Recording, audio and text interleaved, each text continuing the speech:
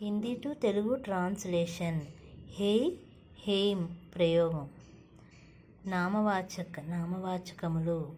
లడక బాలుడు, లడకే బాలురు. పుస్తక్ పుస్తకం, పుస్తకేం పుస్తకములు. సర్వనామములు.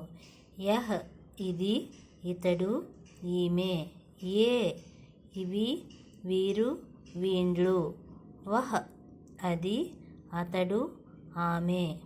వే అవి, వారు, వాండ్లు. క్యా ఏమి.